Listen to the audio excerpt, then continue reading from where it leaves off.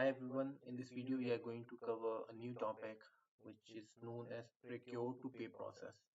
We are going to start with the vendor card, then the item, and then starting from the purchase quote to invoice and then the payment of that invoice. Okay, how these all documents are connected, which department is doing which work, we are going to discuss that, and we are going to cover the complete process of procure to pay cycle regarding Business Central. So let me show you the blog first, which I have wrote regarding this complete process, and I have explained in this picture that our process normally starts from the quote to order, then receipt, then invoice, and then the payment. Okay, so first I have explained the process. So through departmental rules. Okay, so the first step is the procurement department, the starting point.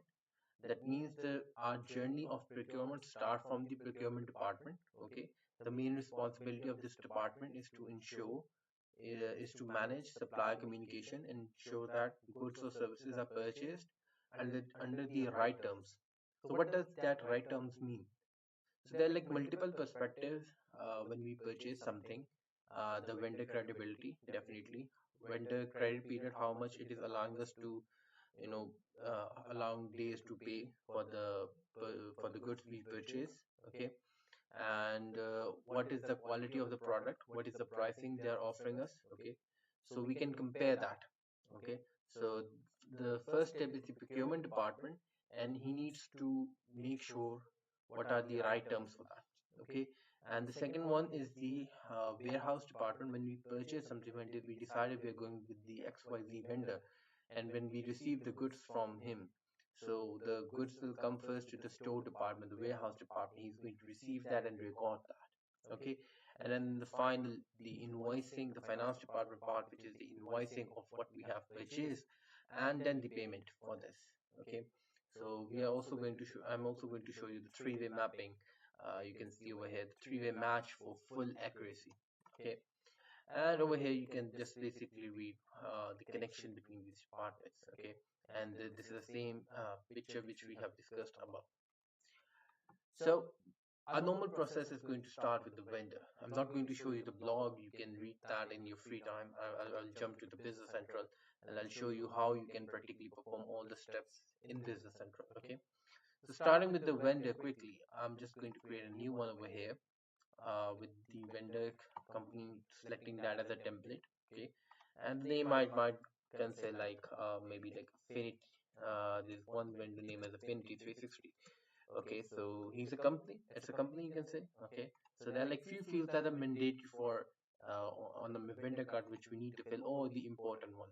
You can consider the address and the contact related as details as important, but we are skipping that just because that's a self-explanatory part. Okay, everyone knows what does address mean and the phone number, city, etc.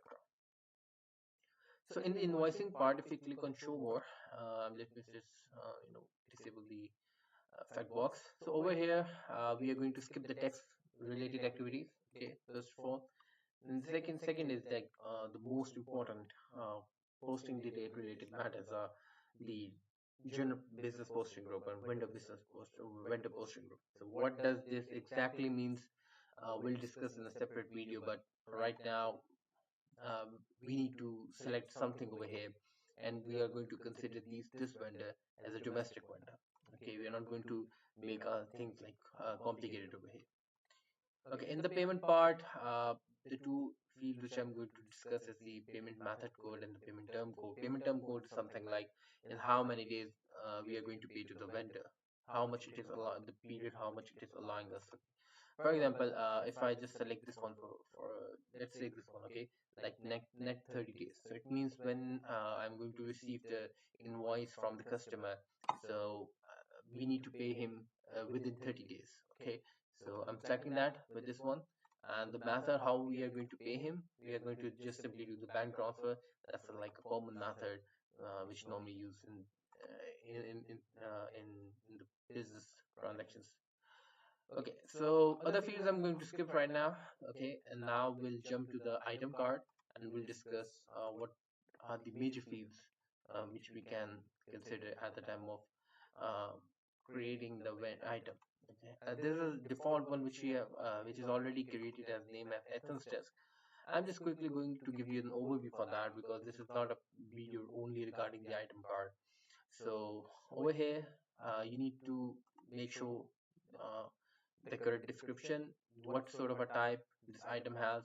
For example, it's a tangible for which you want to keep the track of the inventories, like inventory nature, inventory type of item card. The second one is like services, which is intangible in nature. The non-inventory, which is tangible in nature, but you don't want to keep the track for that. So we'll go with the easy one, the inventory one. Item category code. It comes under the category of desk. Okay. So after that, you can see over here how much quantity we have, like 1175 is available in our stocks. We have a purchase order for 7 quantity right now. Okay, it's the unit price, sorry, unit cost, how much uh, the cost we are bearing against this particular item. Okay, this is the pricing part, how much for this we are actually purchasing, you can say, for like 500, uh, averagely you can say 500, and now we are selling it at for like 1000, so we have like a profit of 50.04%. Okay, now for this further, if we jump to the next sections like replenishment, okay, that's not important, we are not going to cover these all. Okay, yeah, we can skip that. Okay, so this is important. Okay, these are the basic field which is very important. Yeah, I skip one thing, like the posting details, general product posting groups and inventory posting groups. Okay, so if you uh, it requires a separate video for me to explain you all this. So currently you can just basically understand, you need to put something over here, like a type, you can say, for the general. This ethos text comes under the category of retail product for our business. Okay, so we are specifying that. And the inventory posting group against which the location is specified, it's like a resale item. Okay, so if I go to the setup against this all location, the accounts are specified. Okay, but I'll prefer you to just take the default one and you can run your process. Okay, so now our next step is to start working on the document. Okay, so this is a discussion which we had just now was majorly regarding the master data in Business Central. Now we are going to jump to the document part. Okay, for the document part, from where our process is going to start, let's take a help of the blog as well. Okay, because I've explained over there. Let me go up. Okay, go to the first departmental part. Okay, so the first part is it's a P2P journey begins with the procurement department. Their main responsibility is to manage supply communication. In Business Central, the process typically starts with the quote. The document helps the team record supplies, offers, and negotiating price. Okay, so that means if I come over here, the purchase quote, so our procurement team is going to create like multiple over here. Okay, let me give you an example, a quick one. Okay, let's take an example of the Fabricam. Okay, and the item is 1896, I think so, which is the 8 inch desk. Okay, let me just quickly uh, close the tab box. Okay, we want 10 quantity. Let's assume that. Okay, and Fabricam is offering us like you can buy one quantity for me with the price of 500. Okay, and the total bill is, you can say, is like 5,000. Then additionally, I have to pay some sort of a tax on that. Okay, so the base currency over here is USD. You can assume whatever you want to, make it by default. Okay, so currently it is coming USD. Okay, let's create a new one. So this is the for the procurement department. You can say the next one I'm going to create. Okay, is from the first step consultants. Okay, so first step consultants are also our vendors, and it's offering us like Ethan's desk as well. Same quantity, but at the price of maybe like 475. Okay, so these are like two different quotes we have available. Okay, so the procurement department, what it is going to do, it is going to uh, you know ensure that the goods or product are purchased under the right terms. Okay, and one of the major thing to consider at the time of purchasing is the price, definitely. And if we like consider that the Fabricam and First Consultant both are equally, you know considerable or equally credible. Okay, but only one factor, which is the pricing one. First step consultants are giving us much better price than the fabricant. Okay, the difference is for $25, and in the end it will have an effect of like approximately $250, which is a good amount. Okay, so the procurement department has decided that what with which vendor they need to go with. Okay, so once the best supplier is chosen, the quote will be converted into a purchase order, the formal confirmation of the process. Okay, and one thing over here is that I need to specify the location as well. Okay, for example, let's take the main location as an example. Okay, because we want to connect like receipts with it and receipts with it, so we are going to enable the require receive boolean on the location card. Okay, so the code part is finished. So there's like an option in the top. First, we can release the document. It's like a locking the document, and then we can convert it to purchase order. So once it is converted into purchase order, it will be considered as the confirmation against that code. Okay. Okay. Over here in the vendor invoice number, whatever invoice I will receive from the vendor, and there is a specific number against that. So let's assume like it's ERTF 4354, whatever number it is. Okay. So just entering that. Okay, now in the line level, you can see over here that all the details which we have specified in the code will automatically jump over here. I'm going to change one thing over here only, and that's the payment one. If I come over here, prepayment. Okay, so the prepayment is majorly for the advance related activities. Okay, for example, if I am receiving anything advance, sorry, if I'm paying some sort of an advance amount, then we are going to consider that. Otherwise, we are ignoring it. Okay, so there's something which I'm going to change over here is that against Fabricam, the terms are maybe for the you can say the custom vendor which we have created. So we are going to go with the bank transfer with him. Okay, but against this one might be whatever the in the end of the current month I'm going to pay on that particular date. Okay, so maybe like I change it to net 30 days. Okay, I can change it to that. So that doesn't mean one thing. The major purpose of showing you this is that once we create something from the code, that doesn't mean its system will not allow us to change anything. System will allow us, okay, if you want to change anything, but by default it will bring every single detail which we have specified on the code will automatically come here. Okay, so this is the major part for from the procurement department. Okay, next we'll jump to the warehouse one. We are only going to release this document. In short, we are just locking this document. Okay, and over here, if I just go on the right side, you can see over here the quantity to receive is 10, means we haven't received anything yet. Okay, so the next department jumps to the warehouse one. Okay, we cannot say that procure department might don't know that exactly which time and in which location does the receiving of this goods happen. Might be they know the location because of this, but at what time does they receive that, they don't know. The warehouse team is going to update us. For that, there's a one option over here on the purchase order. It's like create warehouse receipt. Okay, so once we click on that, system will say that your warehouse receipt document will be created. One thing you might see over here at the time of creating the warehouse receipt is that to open warehouse document for location gain, you must first set up as an admin as a warehouse employee. So what is admin? It's the name of my user. Might be you can see the name of the user, whatever you have. Okay. So the concept behind that is only the warehouse related employee can access the documents related to warehouse. Okay. So first I need to set up my user for this location as default. That means I'm adding this particular warehouse employee as a warehouse employee. Okay. If I now close it, system will say, okay, you have only one. That's a small error. I'm just going to remove the filter. Let me refresh that. Okay. So it has set up. Okay, for the yellow. Now we want to do it for the main one. Okay. Main, yeah, this is the location which we are using, so I'm making myself default on the main location. Okay, so if I close that, system will automatically open the warehouse receipt document, which I couldn't access that before because of the I was not the warehouse employee.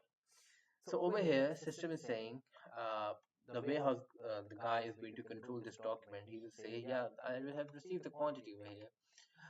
But might be there could be the scenario that I have received the quantity partially. Okay, for example, out of 10 quantity, I have only received the sixth one, and might be the fourth one I'm going to receive like after maybe like 4 days, 5 days, 6 days, something like that. Okay, so we can also handle the partial receiving from this document as well. Okay, let's take this one because the simple one, if I specify 10 over here, that's a simple process. We'll try to make it a little bit complicated, you can say. So if I click on post receipt, okay, and if I click on yes, then system will say your document is posted. That means out of 10 quantity, my sixth quantity has been received in my main location, okay, and the four is remaining.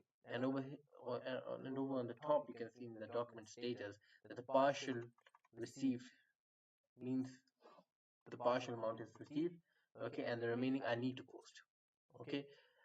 Okay, now the next step is we can check this document, posted purchase receipt. This is a document from which we can check how much we have received actually. Because from the warehouse receipt we can check, but this is a document on which we can just get an information from that. Okay, is there any separate document for the quantity which we have just received now? So the answer is yes, and that's posted purchase receipt. If I just apply the descending filter over here and pick the latest one, so you can see over here I have received six quantity. I can't see over here like how much is remaining and nothing like that. Okay, for that, there's a separate document which we just created, but only for the one which we have posted, there's a separate document. Is the posted purchase receipt. Okay, now for the remaining one, if I try to post this, okay, this is what system will do. If I come back over here, system is saying another posted one, one out of a total of one. Means one new document is created. Okay, if I come over here and check, then you can see the four quantities now received. Okay, so this is the third part, and which is a warehouse department related part. It needs to specify that the items are physically received and inspected.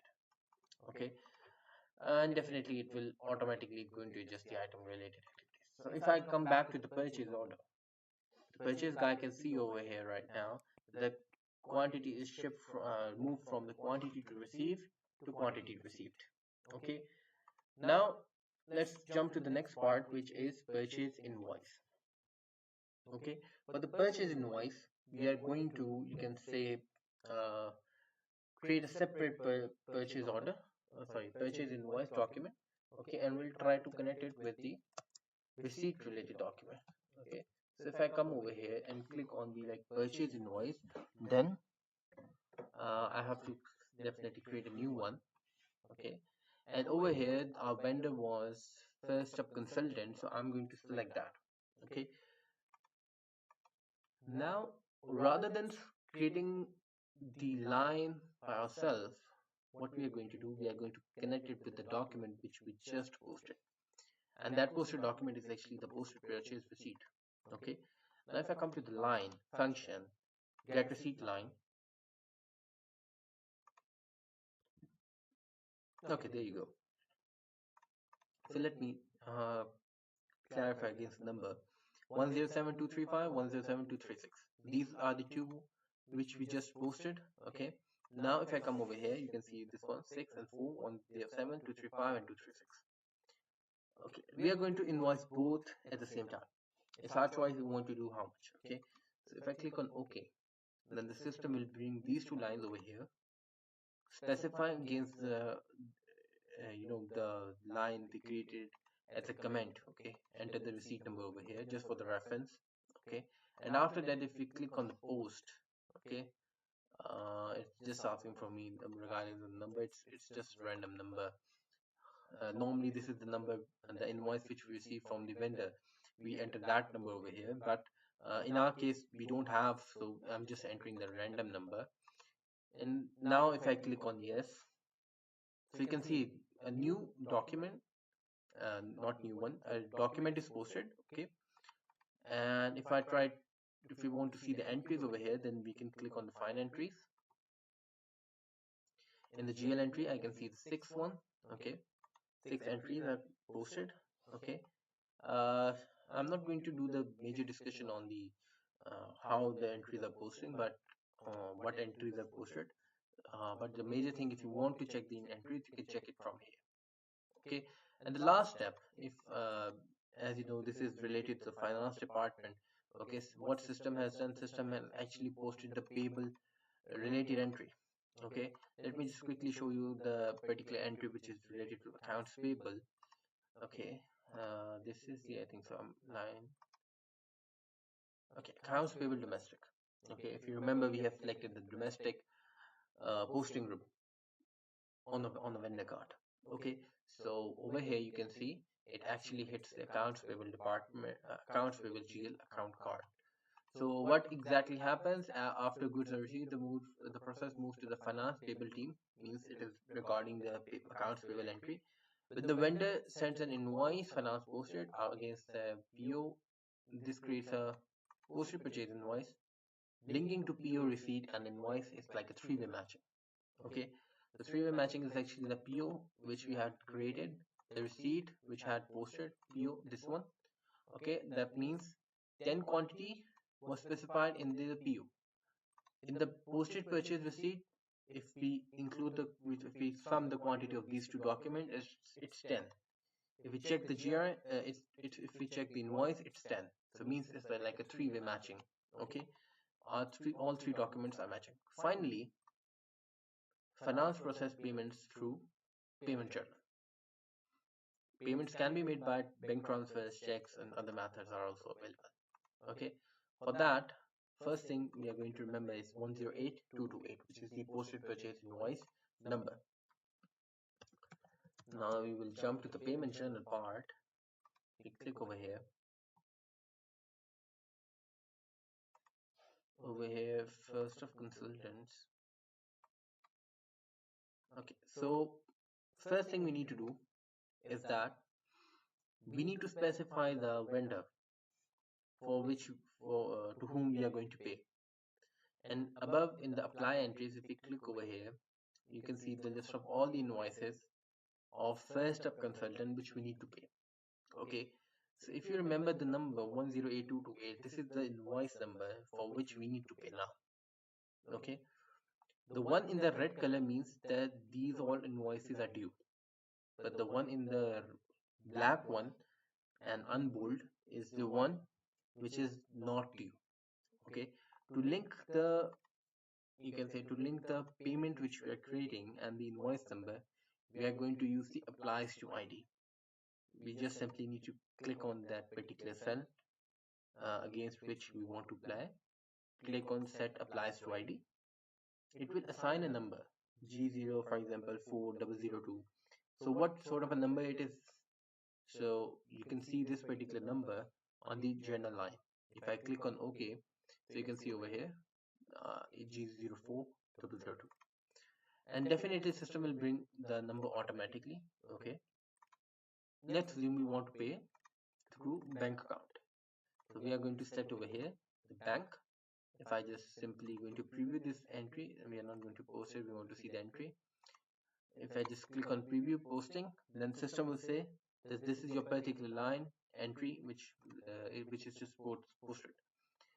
Okay, so you can see over here your accounts payable is now debited and your bank is credited. So this was the last point in the complete process for the payment. Okay, you can see over here the final finance process payment through the payment journal. This is the final process. Okay, payments can be made through any means. Okay, so hope so you like the video. We have completely discussed the complete process. There are like multiple scenarios that could arise between that. If you want to handle these discounts, VAT, and there are a lot of other questions over here.